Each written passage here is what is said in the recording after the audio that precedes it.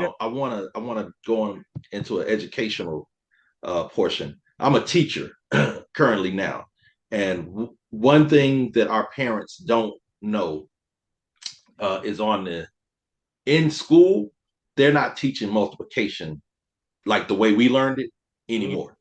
So I've been saying this for years. Um, I'm just going to encourage all parents with young kids, teach them basic math facts at home, like addition, subtraction, multiplication, division. Teach that at home, and reading, teach that at home. Because we have in education, we have something that's called a pacing guide. It's different words, but it's basically a pacing guide saying it. You can spend 2 weeks on this, 3 weeks on this, 1 week on this, and they're monitoring you to make sure that you cover all the content that could possibly be on the state test. So let's say you try to teach a student how to tell time. Mhm. They may only give you a week to teach them how to tell time. They may only give you a week to teach them how to regroup on subtraction, 2 weeks to teach them multiplication. So what happens is we start teaching math strategies and just instead of learning from memory. Like I just know that 7 times 3 is 21. I just know because we would have failed the third grade if we didn't learn our multiplication facts. Now what they do is they'll tell a student draw 7 times 3, draw 3 circles and or draw 7 circles and put 3 tally marks in each one. And so my argument to them is, well, what are you going to do when it's 70 times 3? Because that's 210 opportunities to miscount. Right, You right, see what I'm saying? right. So, and this happens all the time. Is that the first question on the state math exam for a third grader is going to be something like, you know, 72 times 14 or 72 times 4. And they're going to be expected to draw those circles and tally marks. I'm just encouraging parents to take control of the learning. Don't leave that up to the school. Right. So let's get off into that though. So because since you Okay. are an educator, uh, Yes. and did you work predominantly in urban communities, or you were in, Well, we'll take the code words off yeah, in black schools. yeah, Yes. okay. With And a yeah, yeah, you work more yeah, in black schools. When I said urban community, I was just alluding to predominantly black. yeah, Okay, so yeah, yeah. you work with black students. Let's get down to the this what this show is. We don't Right, right, right. Most of the time. I love all my students. A sure. lot of times I have like maybe 30% Latino. Sometimes I have a higher, Well, let's say I've worked in a predominantly white school. more Go ahead. minority students. Yes. Let's say it that Yes. way. Because when Yes. we say black, but that's a pretty broad brush, and we know that even in Yes. black Yeah. communities, there's other ethnicities who live within those communities. Yes. A lot of Yeah. some white, and some Yeah. Yeah. Asian and I love them all the same. Yes. all the same. So let's Yeah. get down to it. So let's say the public school system, because that's what we're talking about more than anything, right? Hmm. Hmm. The public school system that primarily educates minorities, and we're Hmm. talking particularly about our black brothers and sisters, and not overlooking the other races, but we got to Hmm. let's deal with that one right now. Right. The way that we were traditionally taught math, because math has always been, to me, math has always been a challenging subject for a lot Yes. of people who in the school system that pretty much educates minorities. And this Hmm. is one thing I learned personally, my own personal quest, right? Because when I said when I went to college, I said I'm gonna take it upon myself, and my upbringing, man. I barely made it out of high school because of my home condition, Hmm. and found myself in the military as well. But I wanted to pursue education, and a lot of things that when I was getting back into making myself more familiar with math again, a lot of stuff I just wasn't taught, you know, young. I mean, I just wasn't taught. It wasn't that I didn't have the understanding or ability to grasp the concept. It Hmm. was the way the concept was being taught. Now, let me get to my Right. point. And you being an educator, maybe you can speak to this. Many of the teachers were at that time, they were seemed like they were always exhausted. It seemed like they were just exhausted from trying to to facilitate a concept of education that a lot of the class wasn't grasping, or a lot of the children weren't grasping, but they were being told by higher ups that that's how you have to teach it. Mm-hmm. And that lost a lot of us. You know, it lost a lot of children mathematically, I think. And that along when it came, because math was easy till it came up to algebra, right? Which includes concepts, and concepts that you have to understand from the beginning. In other words, you don't go in the middle of a algebraic problem. You have to and start your concepts there. You have to start it from the very beginning, depending on what's in front of you. Right. And so if you're taught that, right? If you're really not taught that concept, or let's say in an urban community where I grew up, at an environment where most of the children weren't going to school every day because of what was going on in their homes. When you have mothers and fathers fighting all night, you're not eating, you know, it's all kind of crazy stuff going on in your home, and now you sat in front of a teacher who's trying to teach you a concept that you're just not grasping, that you don't, for whatever. It could be physical, it could be psychological, it could be a lot of different ways, but the method itself turned into something boring. That's how it always seemed to me. So we were just barely making it through math. This is what I'm getting. We're barely, and this is not just me. We look at, you can look at this statistically across the board. And it's not that we don't have the ingenuity. It's not that we don't have what they call the smarts or the ability to grasp the concept, because once I made myself more refamiliar with math, I had to teach myself. Right. But you were an adult. Yeah, as an adult. As an adult, yes. College, I got hit with calculus. That was my last class. Man.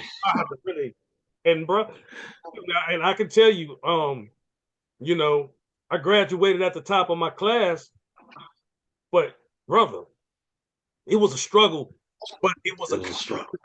I understand the concept of learning is different depending on your environment. I learned this, you going to college, psychology, the environment that you grow up in, there's different little innuendos that are different in one environment than another. Different way we see things, different way we understand things, So one way of saying things can automatically light up a thought process in your mind that you're familiar with. And then another way of saying it, the same thing, nothing, zero. Yeah. Literally look at. So just imagine and see this. So just imagine that concept that you just said, that in a classroom full of chaos. Oh yeah, it's another thing. You see what I'm saying? So it ain't just you speaking now on an individual basis. Right. What you did, you were disciplined enough. By the time you went back to school, you were a grown man, disciplined enough to sit down and say, hey, this is important to me. I'm going to do this. These kids have to go to school in this country. And in a classroom full of chaos, it's really hard to learn, you know what I'm saying, these concepts when you got other things going on. Right. So I just say that to say, parents, print off a math worksheet and see if your child can do it. Print off a reading worksheet and have them read out loud. M-A-F? No, math. I'm sorry, math. That's my South Carolina accent. Oh, all right. I said math. My fault. Math. Math. You know how we talk. Yeah, print out. Go to they have a website called Math Drills, mathdrills.com. You can print off all the worksheets for free. Multiplication, addition, subtraction, and just give your child a test to see where they're at. Because how I learned, this is what happened to me. Like I said, we learned our multiplication facts. You'd have failed the third grade if you didn't know them. I started teaching in a little town out in Virginia, and I just gave them some busy work, gave my students some busy work, multiplication facts, busy work, and none of them knew it. And I'm like, man, y'all don't know how to do this? They was like, nah, we know some of our multiplication facts, we don't know it all. So after that, I was like, all right, I'm gonna make it my mission to help you guys learn. But this was high school, so I wasn't able to have as big of an influence as I did when I started working at an elementary school, and I really drilled it home. And some of them were able to get math 0 to 1, 0 to 10, they were able to learn it. But that's all we did every day. And so I just encourage parents that only take you about 2 or 3 weeks for your child to become proficient, at least in the timetables. And if I could teach you how to multiply, the inverse operation is division. So it's going to be easier for me to teach you how to divide. I'm saying this because when it comes time for our kids to take those standardized tests, like the ASVAB, the SAT, electricians certification, HVAC certification, the stuff that they eventually is going to really put them in a different tax bracket to where they can independently live, right. They can't pass the test. Yeah. Yeah. You know what I'm saying? 20, 21, 22 years old can't pass the written exam. Yeah. And it's sad now. Now let me ask you this. Excuse me, as an educator yourself, uh, is the problem transcended, or has it, well, not transcending? Has it transcended to the school based off the home life? Based off, in a lot of cases, not every case, because I know my particular home life was not conducive to having a higher understanding of education. Yeah, It was. I, It made. I'm sure in some. Huh? I'm sure in some instances. I'm sure in some instances it has. I always like to give the parents the benefit of the doubt. You know what I'm saying? I always say, this is what I always say is that once we educate the parents, Right. then it'll be up to them to prove or not prove whether it's the home life. You see what I'm saying? So a lot of parents don't know that this is how they learn in math. Yeah. We don't. You Yeah. know, the tally marks with the circles with the tally marks. A lot of parents don't know that. A lot of parents don't know that you might only have 2 or 3 weeks. Each school district is different. 2 or 3 weeks to learn how to multiply. 2 or 3 weeks to learn your measurements. 2 or 3 weeks. A lot of parents don't know about pacing guides. Yeah. Or that the state curriculum guide, the curriculum comes from the state. A lot of parents, do not know that. So once we give them that information, Mm-hmm. then I want to see, okay, now I gave you this information, and in 2 years, you haven't taken the time, or you did take the time to teach your child this, to make them read an hour or 20 minutes. And they don't take an hour, actually. Make them read something when they come home. Because a lot of kids, when they come home, they set that book bag right by the door, and they don't touch it until they leave out the next morning. Right. Sure. See, They took homework away. yes. But why do you think they took it away? Oh, I don't know. That's what I'm asking. Well, that's one of the things. You don't see a lot of homework now because they ain't going to do it. So what? You just take it away? That's what you say. That's the answer. I mean, to me, this is why I ran. This is why I asked, because you're an educator yourself. Yeah. And you make these type of decisions, but when they come down from the school board or something, you have to follow it, right? It ain't going. All right. So I don't want to. Let me say this. Yeah. Some teachers still do. I can't speak for all teachers. I Right. can't speak for whether homework, but I've seen schools say, you know what, they ain't doing this homework no way. Yeah. If you don't finish it in class, that's homework, and that's what I would do. I taught an elective. But the last subject I taught was business. If you don't finish it in class, yeah, it's homework. But as far as me giving you homework, I wouldn't do that. Okay. Well, see, that's a very different concept than what our generation grew up with. We had homework, bro. That's what I mean. Yeah. So I saw that switch with my children raised, because my children, Yes. my youngest is 16, 22, and 24 now. Right. So, as they were coming up, I saw homework, then I saw no homework. Right. Because I was like, man, you gotta understand, man. I was the daddy at the meetings, like, yo, hey, what's going on? Where's the homework? Yeah, no, what's going on? I want to know what's going on with my son. Yeah. Especially my oldest son in the beginning. I want to Yeah. know exactly what's going on. I want to make sure I'm there. I'm understanding what's going on, right? Because if there's a need beyond what the school can service, then I have to make sure I'm that right here. right, I'm here for Yeah. it.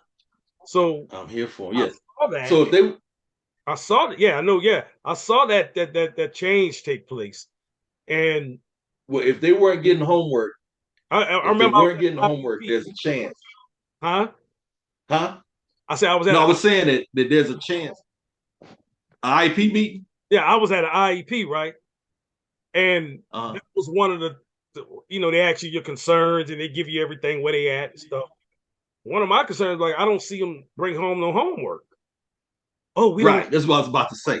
And she was like, well, the kind we don't really do that anymore. And okay, where's the news flash? Y'all did you parent? I didn't get no parents got notified about that. It just And seemed, that's what I was saying about the parents not knowing. yeah, didn't know. And Yeah. that, I don't know if that was a concept when it came out that they said we just gonna institute it, or is this something that collectively we need to let the parents know what we're doing here? Yeah. I don't know. I just know that a lot of students weren't doing it. And so what would happen is if you don't do the homework, then your grade it's a zero, right? Yeah, So if you got all these zeros at the end of the quarter, or the end of the semester, then you fail the class. So now your pass to fail rate is affected by students not doing the homework. So we can take the homework away, what I'm saying, keep it as much as we can in the class, right, and like I said, what I would do is if you didn't finish it in class, then it's homework. right, But if you finish it in class and I give you enough time to finish it in class, then it's not homework. So it's all on the student and they individual hustle. right. You know what I'm saying? Yeah. Now, see, that kind of like what I was saying, and I use math because that was in the beginning my hardest subject. So I struggled with math in the beginning. Hey, Yes. I'm not talking about base. I'm talking about the algebra. Right, right, right. Those concepts. It was the way I was taught. Excuse me. And when I had to sit down like with my son, and my youngest son is a math whiz, and I'm like, boy, I don't know where you get that from because I wouldn't like that. But Yeah. he's a math whiz. He's very good at math. You know, but other than that, outside of that, when I had to sit down with my sons and sometimes and try to explain these things, I was able to once with my own understanding, I was able to explain it to where they were like, oh, I didn't know that. Yeah. And it's based on, and it wasn't that I'm any smarter than anyone, but the environment that we have in my home, and they have, the relationships I have with them, we speak a certain way. And I could use a concept, a mathematical concept, and quickly identify a situation that they can relate to, and the light come on. Right. You see what I'm saying? So Right. that's what it was, and that's what I think of many teachers that don't have. Uh, they don't understand how to connect. It's not that they're not. It's not that they're inept. They understand what they're doing their way. It's like doing long division. You know, it's kind of like, okay, start asking yourself, why am I doing this? Why am I doing there's a Right. way to do this, but why am I doing it this way? And making the steps laborious as opposed to making every step exciting. Uh-huh. Every step has to be like, oh, it's like when somebody telling you a story, man, back in the day, man, look what happened at the club this week, man. And you Yeah, start yeah. A to Z, and all those steps are exciting in there. Yeah, yeah. You stuck with it. Yeah, You all in on this. you Yeah. all in. Yeah. Yeah. Yeah. I'm holding on to every word. So Yeah, yeah, but man, that's difficult for a teacher to do. I have the greatest admiration for educators. My mother was a school teacher. Yes. Yeah, so I really do have a lot of adoration for people who can get out there and deal with people in the area of teaching. Yeah. And I And we know, deal with a lot more than that. yeah, We deal with a lot more than that, man. yeah. Students, But talk about what, because you are educated. What are some of the things people don't know that educators man. do? Because what I'm seeing, hold on, before what I'm seeing a lot now, I'm seeing these young kids starting to be so disrespectful in the classroom to where they fighting the teachers, man. Yeah. So tell me Yeah. what, and I know that's enough. Let's talk about what it really takes. One thing that a lot of people don't realize is that, like grandparents may be raising grandchildren. And so the technology divide Yeah, from yeah. something like that Talk could about be just out of this world. Grandma may not know how to even attach a document to an email. it. Hmm. May not even know, may not even have an email address. And the kid may have 3, 4 devices. You see what I'm saying? Yeah, So we're not sending paper report cards home no more. They post it online. yeah, no. You know what I'm saying? Mhm. So grandma, because for whatever reason the parents may not be there, grandma or grandpa might be there, papa might be there, and don't even know that the student is in danger of failing because of the technological divide. Right. So things like that. schools' reluctance to suspend students, that is where you're seeing a lot of this out of control behavior. Right. Because we couldn't cuss teachers out when we was at school. It just, Yeah. you know, Yeah. you Oh, you yeah. you get put out of school, man. Right. You know what I'm saying? That's an expulsion. You couldn't just sit out there. I didn't see that. I can't think of one time where I saw someone just straight Yeah, cuss. me coming up, never. And I'm Never, from New Orleans, never saw that. never saw that. Or assault a teacher. That was unheard of. That was unheard of, man. So I really don't know. It's a lot of contributing factors to that. And I'm not inside of people's homes, but I don't always want to attribute it to the home life because we got a lot of hardworking parents Yeah. that get out there every day and grind for that. I was one of them, so I was a single Right. dad, you know what I'm saying? But my kids, they had, they was knuckleheads. They Yeah. had knucklehead moments, you know what I'm saying, in school. And All our I kids. get there. Yeah, yeah. And I get there and the teacher be surprised that I'm a teacher. Sure. Yeah. They'd be like, wait, you a teacher? Like, yeah, I'm a teacher, man. But that's just how it goes. It's kind of like the preacher's kid. You know what I'm saying? The preacher's kids. Right. Yeah. So it's a lot of contributing, factors that could go into, why a student may be acting up. So I just kind of pinpoint on one thing, the what we're not doing once the kid gets home. Right. Right. You know what I'm saying? That's what I want the parents to focus on. So I just kind of stay right there. Great, well put it. And I'm not really trying to paint parents with a broad brush. I'm Yeah. just what I'm really getting to is that the way I think a lot of, and this is what I mean about environment is so important, and you have to be careful with environment because sometimes you get stuck in your environment, and you got to understand that that's not the only environment. Yeah. And so sometimes when I think, I'm thinking from that perspective, the impoverishment perspective, because Right. that's the truth. And none of my teachers knew what like when I was going through those things, and me and my brothers, same thing. My brothers at the time before my one brother was murdered. Man. Yes. But before we were going through, they didn't know that. But I did have one teacher, man. She a female. I want to say her name was I can't Lucille or something. It was a long time. I might have been like in like the 9th grade. And this woman saw something. She saw what I was going through. Just, I was being a clown and I was getting into fights a lot, a whole bunch. But she used to always tell me, "You smarter than they think you are." And she I didn't believe it. I just felt, okay, this is somebody that instead of trying to correct me, somebody trying to suspend me or something like that. I'm just looking for somebody else to be angry at. And how long ago was that? Oh, I was in the 9th grade. Like I'm saying. So we talking maybe 30 years ago? Yeah, but I'm just still saying the condition still exists, is what I'm saying. No, this is my point.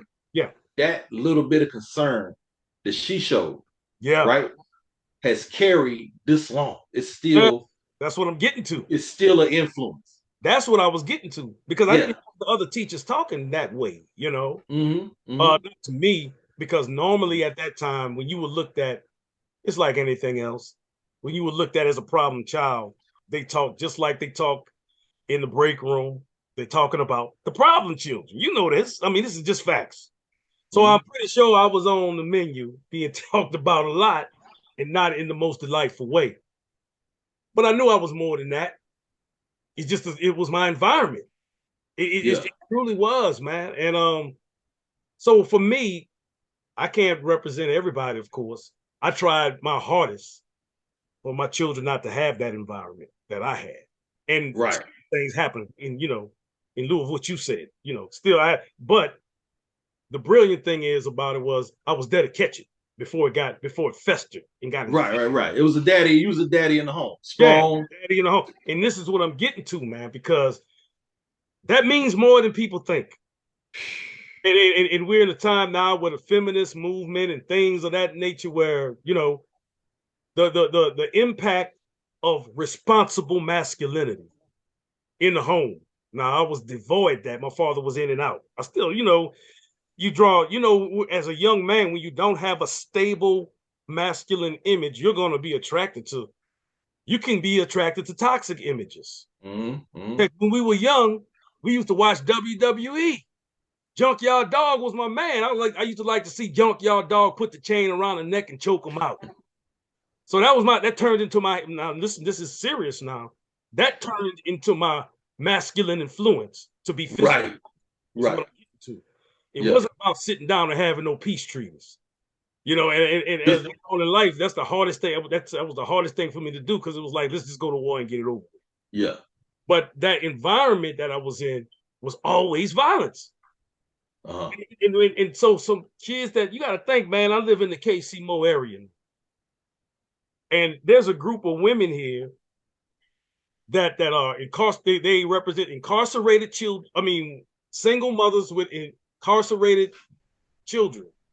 Mm-hmm. And then there's a group with mothers who have had their child murdered. Mm. The murderer is still out there. I guarantee you, most people, if you ever sit down and try to have a conversation with a woman that is that broken and don't have nowhere to turn, you start to see where the self-loathing come from, bro. That she not the ones who are not with, so not all, but let's talk about the real, what I see, what I know.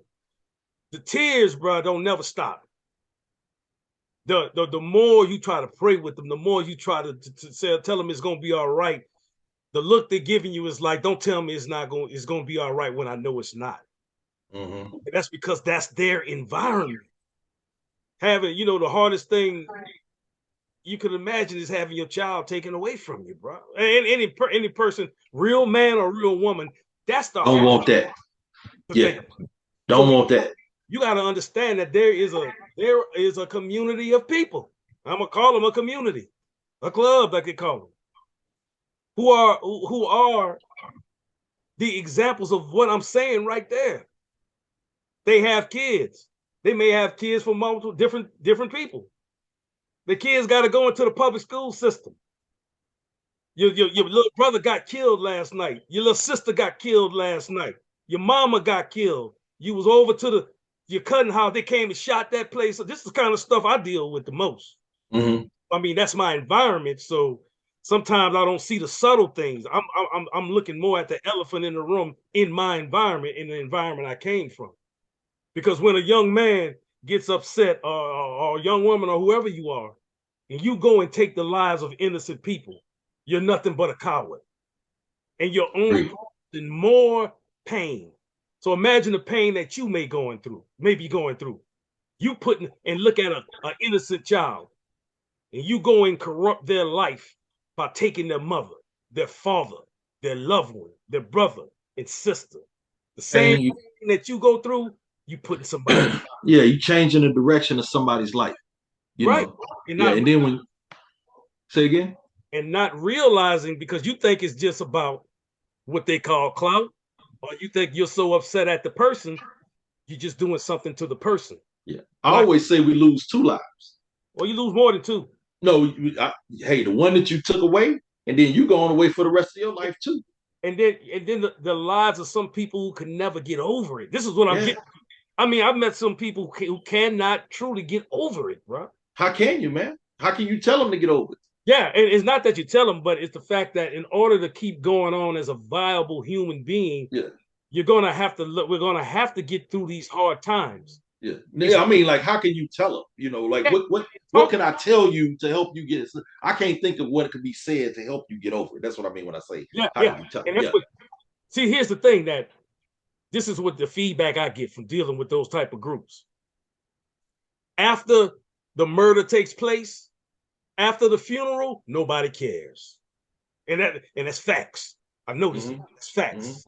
People will say they care, but listen. Call me if you need me. I'm right here for you. Person that means the world to you, your child or whatever, taken away from you unexpectedly and violently. See, this is not just somebody just passing away. Yeah.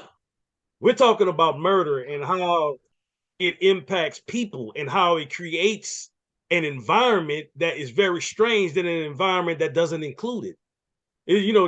Just like people who have lost people that they love children, siblings, parents violently. And then people who haven't. Right? So that means that's 2 conditions you have. Is not to say that won't happen in their lives. But then when when you come from an environment that traditionally shows murder, not meaning that every generationally shows murder. So it means that every generation, back to 5 generations, I'm talking about. These people, this group of women can tell you that in every 5 generations, they've had somebody murdered. That's 5 generations. I mean, that's an environment now. And if you haven't detached from the best that you can, from the understanding of vengeance, the understanding of inciting violence, because a lot of that is traditional and influential with environment as well. How we respond to conflict. And so, when people say, well, I'm from the hood, okay, but I'm talking about how do you respond to conflict? When we were coming up, as soon as we saw conflict, we was ready to fight. Mm-hmm. I mean, let's talk real here. And that we was ready to do these. But it went from these to this. And that's a very different situation now.